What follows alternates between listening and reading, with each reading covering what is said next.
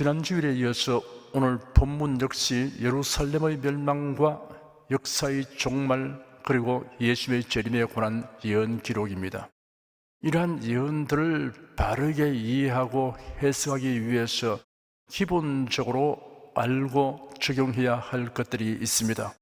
첫째, 선지자와 사도가 활동하던 당시에는 세상에 존재하지 않고 상상할 수 없었던 사물들이 환상과 계시에 등장하는 광경을 그들의 표현 방식으로 형용하고 묘사했던 것입니다. 예를 들면 잠수함, 전투기, 탱크, 미사일, 인공위성, 레이더, 드론, 핵폭탄 등의 전쟁 무기들이 사용되는 광경, 그리고 로봇 및 현대의 각종 교통통신수단 등을 본 옛 선지자와 사도가 그 모양과 상태를 아무리 잘 묘사한다고 해도 지금 우리에게는 이상한 형태의 사물로 인식될 수밖에 없습니다. 둘째, 성경에 언급된 말세란 예수님의 초림에서 지상 재림까지의 전 기간을 의미합니다. 사도행전 2장 17절에 기록되기를 하나님이 가라사대 말세 내가 내 영으로 모든 육체에게 부어주리니 너희의 자녀들은 예언할 것이요 너희의 젊은이들은 환상을 보고 너희의 늙은이들은 꿈을 꾸리라 하였습니다. 예수께서 성천하시기 전에 제 아들에게 분부하신 대로 예루살렘의 한 집에 120여 명이 모여 성령 강림을 간절히 기다리며 간구하였는데 오순절 날에 그들이 모두 성령의 충만함을 받고 다른 방언으로 기도하기 시작했습니다. 그러자 사람들이 모여들어 그 광경을 보고 술 취한 사람들이라고 오해하였습니다. 그때 사도 베드로가 나서서 구약 성경에 기록된 요엘 선지자의 예언을 인용하여 설명하였습니다. 베드로는 요엘서 2장 28절에서 32절까지의 기록된 예언을 인용하였습니다. 하나님이 가라사대 만세 내가 내 영으로 모든 육체에게 부어주리라고 말하여 선지자의 예언은 곧 하나님의 말씀이라는 것을 밝혔습니다. 요엘의 예언에는 그 후에 내가 내 신을 만민에게 부어주리니 너희 자녀들이 장래일을 말할 것이며 너희 늙은이는 꿈을 꾸며 너희 젊은이는 이상을 볼 것이며 하였습니다. 그 후에 라는 말은 미래의 막연한 때를 가리키지만 베드로는 말세라고 말했습니다. 그 후가 말세를 의미하는 것으로 해석하였습니다. 성령의 감동하심을 입어 해석한 것입니다.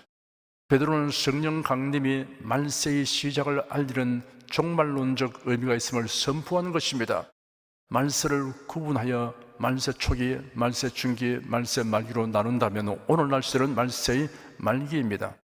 말세가 언제인가를 분명하게 명시한 성경 구절들을 몇 구절 읽어드리겠습니다.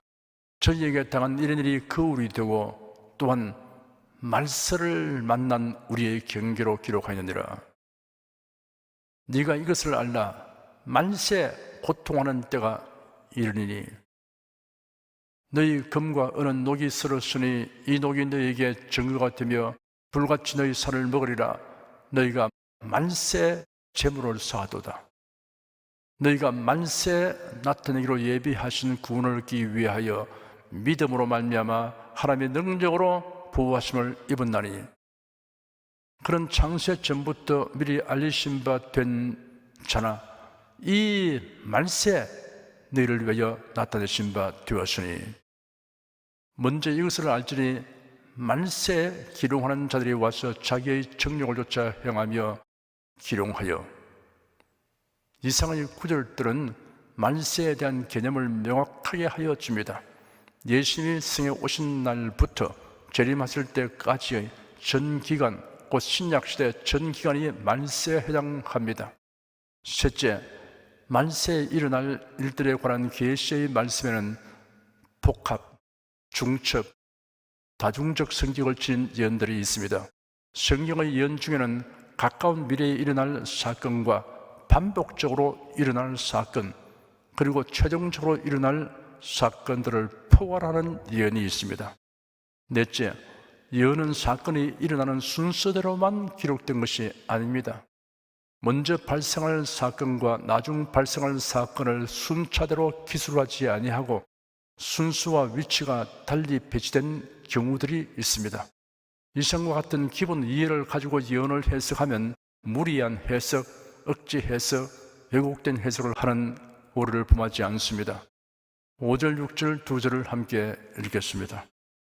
어떤 사람들이 성전을 가리켜 그 미석과 허물로 꾸민 것을 말하며 예수께서 가라사대 너희 보는 이것들이 날이 이르면 돌 하나도 돌 위에 남지 않고 다 무너뜨리우리라.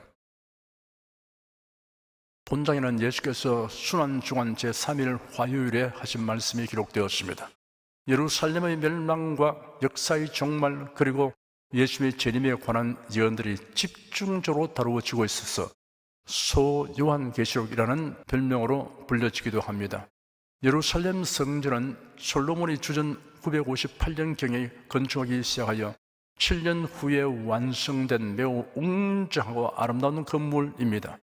솔로몬 성전은 주전 586년 바벨론의 침공으로 불타버렸습니다.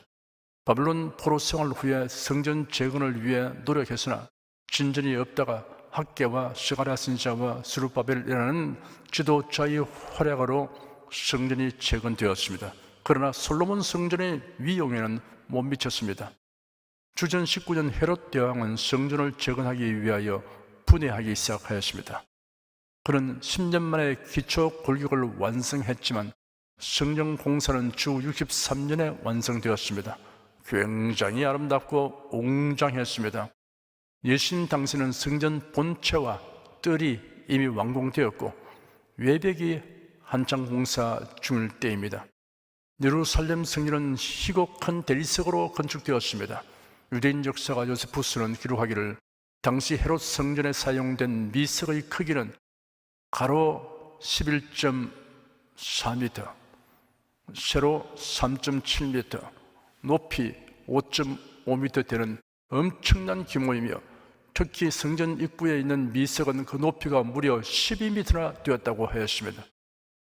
헌물은 왕이나 지도층에 있는 부유한 사람들이 성전에 봉헌한 물건으로서 성전을 장식하고 전시하는 데 사용된 물건입니다. 대표적인 헌물은 헤롯 왕이 주전 19년에 성전을 재건축한 것을 기념하여 바친 사람 키만 한 황금 포도송이라고 합니다. 사람들이 예수님에게 성전이 미석과 허물로 건축되고 꾸며진 것에 대하여 언급한 이유는 성전의 웅장하고 아름다움이 유대인들에게 대단한 즐거움과 자랑을 갖게 하기 때문입니다. 그때 예수님은 듣는 모든 사람들이 경악할 만한 예언을 하셨습니다. 너희 보는 이것들이 날이 이르면 돌 하나도 돌 위에 남지 않고 다 무너뜨리우리라 하였습니다. 40년 후의 일을 예고하신 것입니다. 주 70년 로마의 제9대 황제 베스파시안의 아들 디도가 이끄는 군대가 예루살렘을 공격하여 성전을 불태우고 돌 하나도 돌 위에 남지 않을 정도로 철저히 파괴하였습니다. 하나님께서는 성전의 웅장함과 아름다움을 보시려고 임하시는 것이 아닙니다. 신령과 진정으로 예배하는 자들을 위하여 임하시는 것입니다. 교회당이나 신자들의 모임의 본질은 하나님을 예배하는 데 있습니다. 예수 그리스도만이 구세주이심을 믿는 신자들이 예배 중심으로 모이는 건물이 교회당입니다. 참된 예배가 배제된 교회당과 신자들의 모임은 본질이 변하고 세속화된 것입니다. 7절 한 절을 함께 읽겠습니다. 저희가 물어 가로되 선생님이여 그러면 어느 때 이런 일이 있겠사오며 이런 일이 이르려 할 때 무슨 징조가 있사오리까? 예수님으로부터 성전 멸망에 대한 예고를 듣고 제 아들은 경악하였을 것입니다. 그들은 즉각 질문하기를 선생님이여 그러면 어느 때 이런 일이 있겠사오며 이런 일이 이르려 할 때 무슨 징조가 있사오리까 하였습니다. 성전 파괴의 시기와 징조에 대하여 질문하는 것입니다. 제 아들은 예수님을 정치적인 메시아로 이해하고 있었습니다. 예수님의 죽음과 부활과 재림이라는 사건이 있을 것에 대하여는 누차 듣고도 무시했습니다. 그러니 성전 파괴와 예루살렘의 멸망이 예수님이 정치적 메시아로서 왕으로 등극하심과 관련된 것으로 기대하고 이런 질문을 던졌습니다.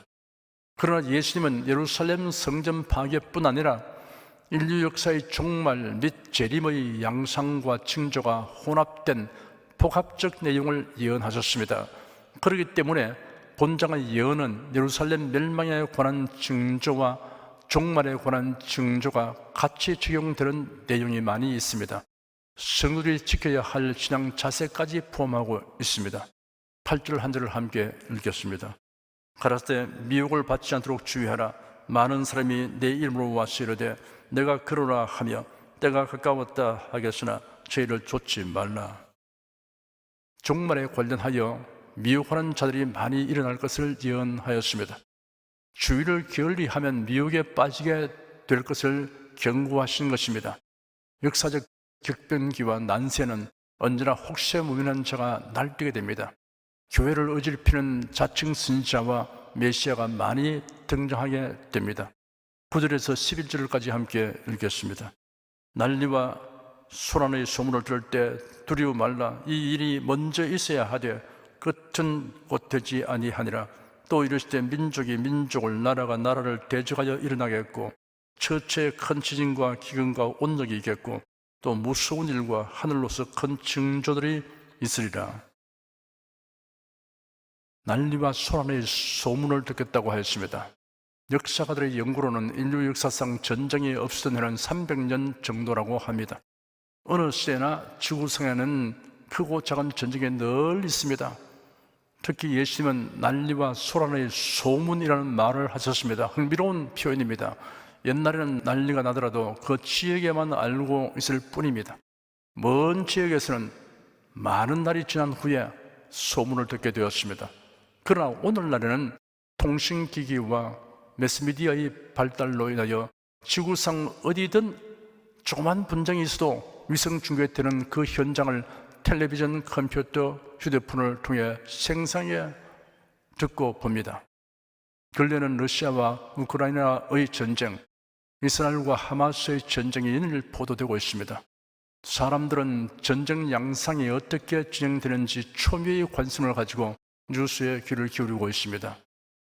민족이 민족을, 나라가 나라를 대적하여 일어날 것이라고 하였습니다.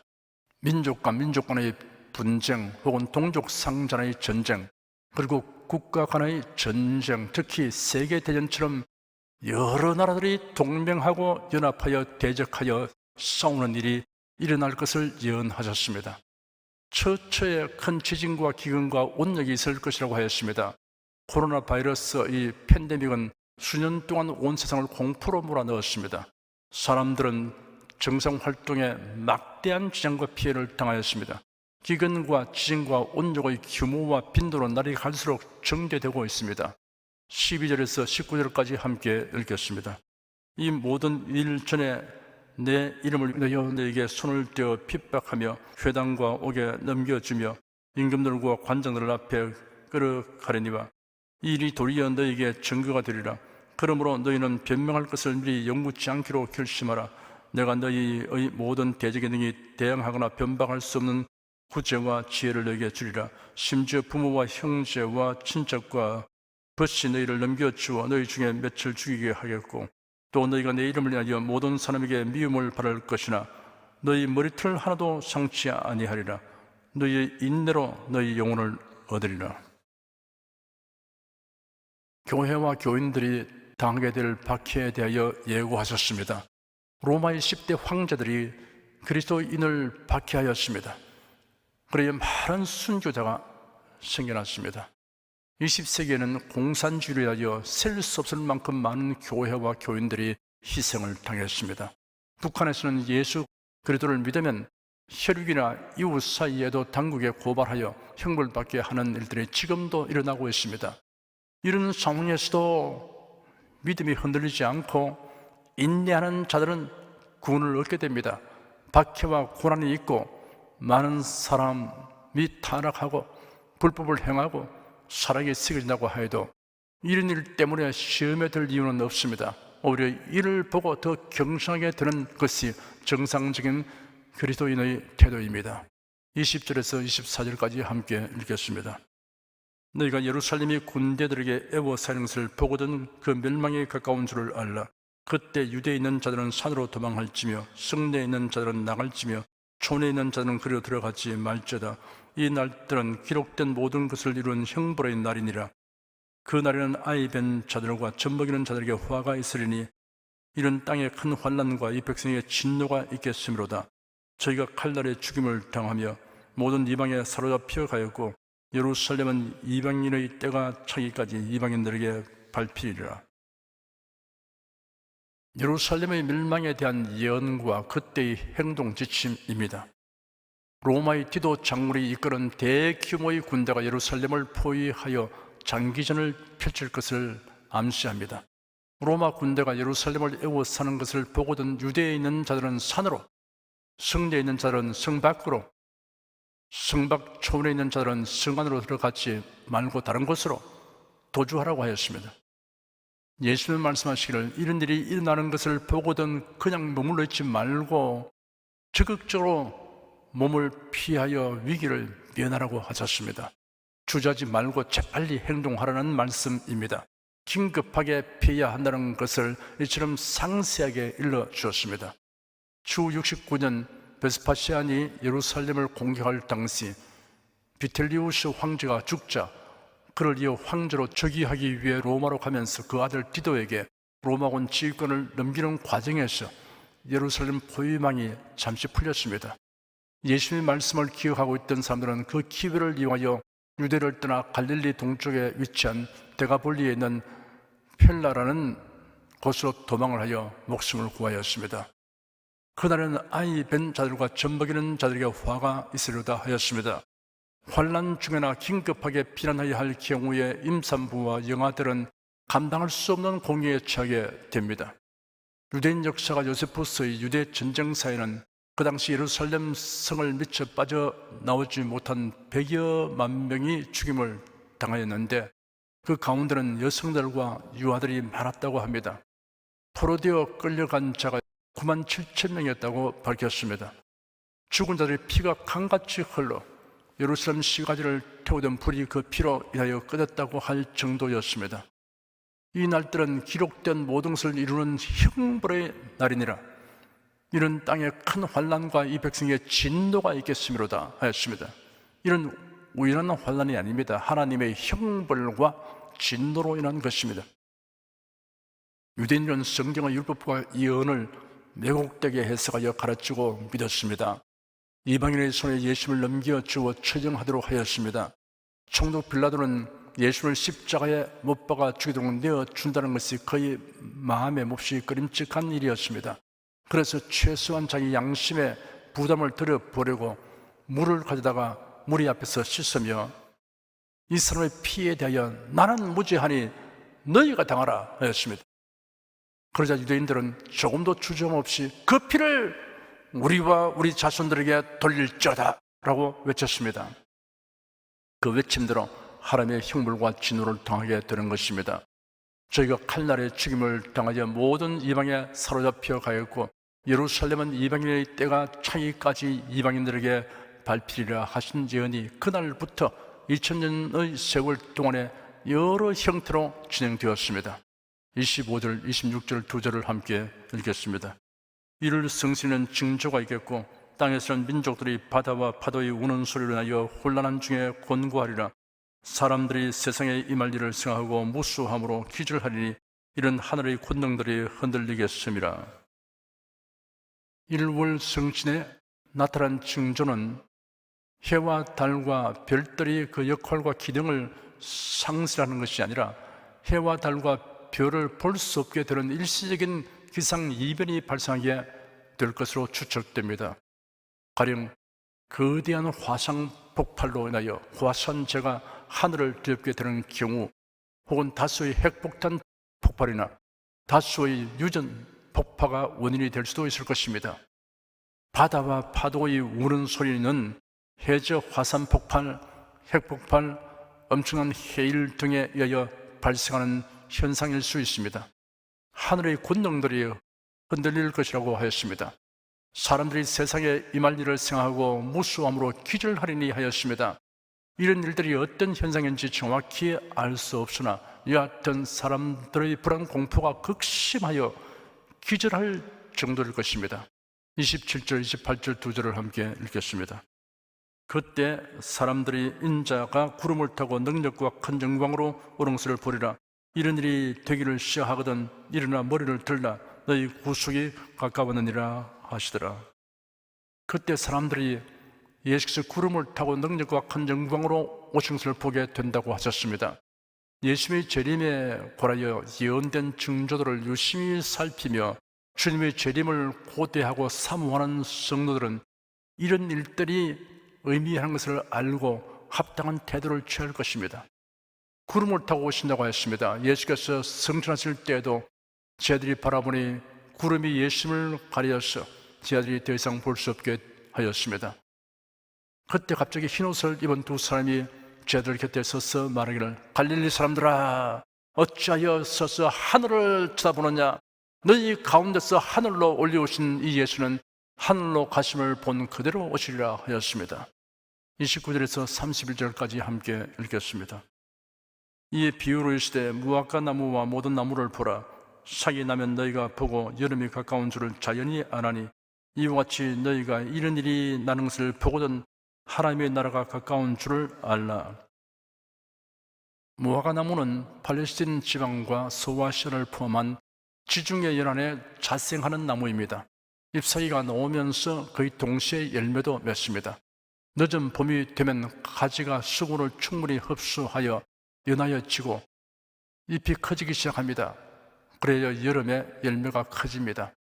예수께서 무화과 나무를 비유로 삼은 것은 유대인들에게 익숙한 나무였기 때문일 것입니다. 무화과 나무가 이스라엘 나라의 국화는 아닙니다.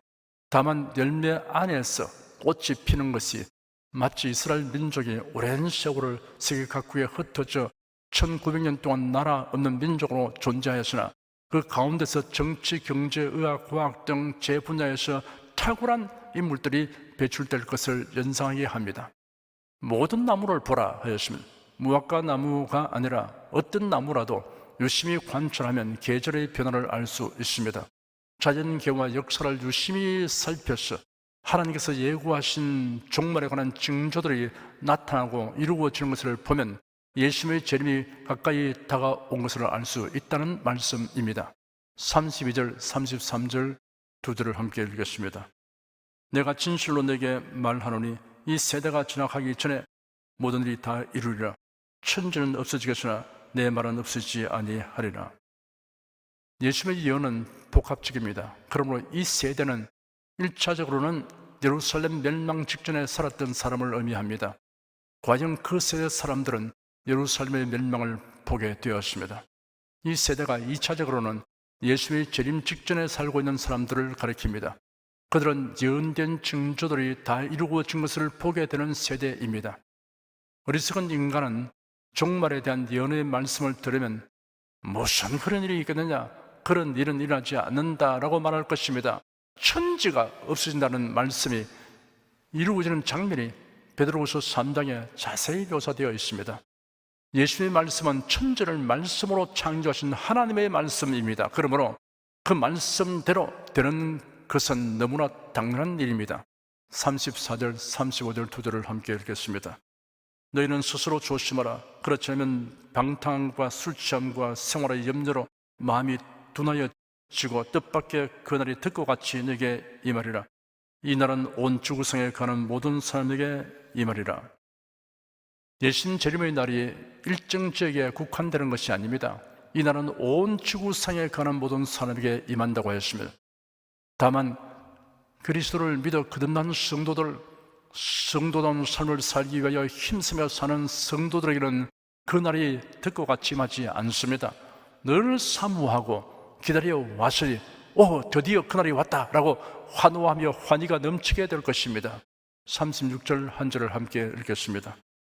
이러므로 너희는 장차 올 이 모든 일을 능히 피하고 인자 앞에 서도록 항상 기도하며 깨어 있으라. 성도들이 경건한 신앙생활을 견지하는 데는 부단한 노력이 필요합니다.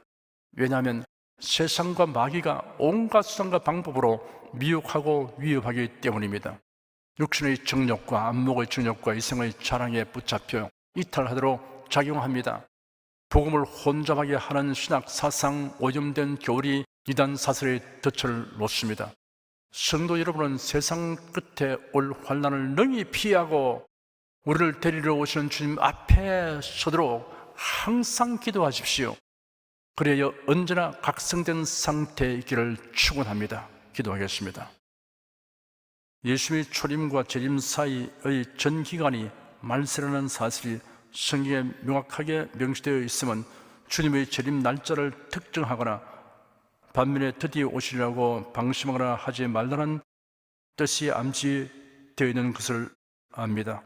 예수 그리스도의 재림을 항상 기대하고 사모하는 마음으로 즐겁게 살아가는 성도에게는 그날이 도적같이 임할 수 없음을 알고 감사드립니다. 주 예수 그리스도 이름으로 기도드립니다. 아멘.